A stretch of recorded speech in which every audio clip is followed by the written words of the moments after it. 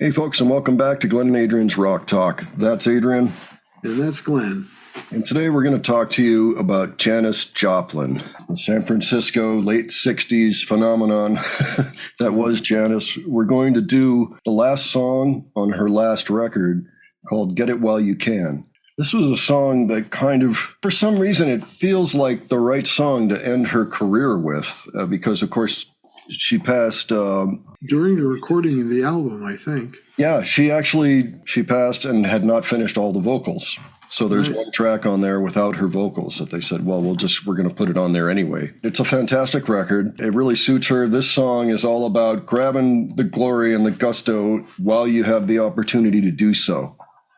So in that way, there's a certain irony to it, but also a certain charm, and kind of feels like she lived her life that way. Well, she recorded this with the Full Tilt Boogie Band. The Full Tilt Boogie Band. Yeah, boy, that's a mouthful.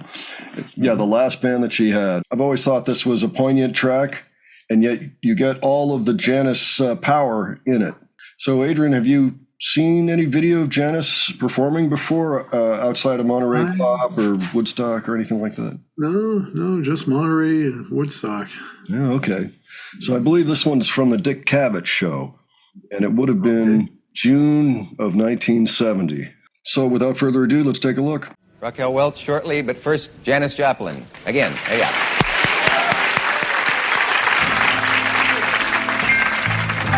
It's a song called Get It While You Can, because you're going to need it.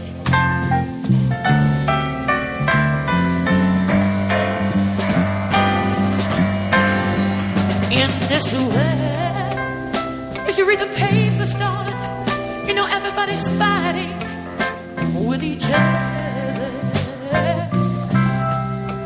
You got no one you can count on, dear, not even your own brother. So if someone comes along, he's gonna give you love and affection. I'd say get it while you can. Yeah. Honey, get it while you can. Yeah. Honey, grab it while you can. Don't you turn your back on the love. No. When you love somebody, baby, you're taking a very big gamble on getting some sorrow. But who cares? Who knows, darling? Yeah, we may not be here tomorrow. And if anybody comes along, he's gonna give me love and affection. I'd say get it while you can. Yeah. When you grab it when you're gonna want it. Yeah, grab it while you can. Don't you turn your sweet back on love.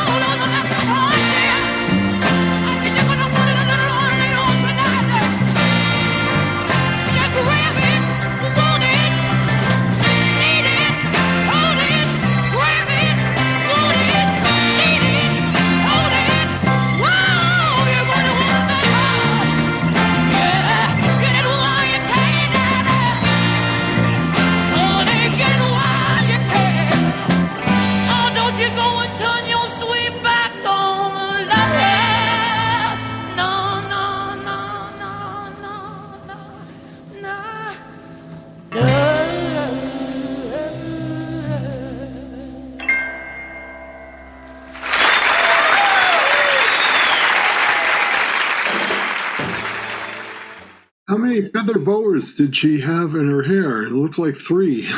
Yeah, quite possibly something like that.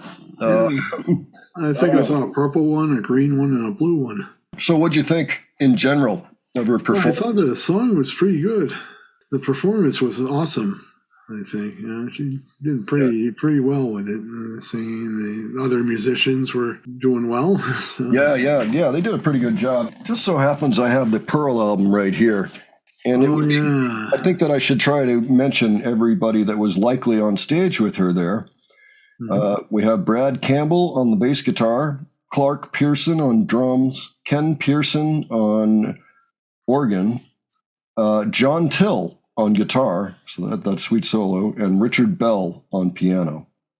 So just to throw that out there, because not a lot of people know the name of the Full Tilt Boogie band, of everybody in there. It would have been interesting to see how long they would have recorded together, if maybe they'd gotten a few albums together, because seemed like a good band for her. Yeah.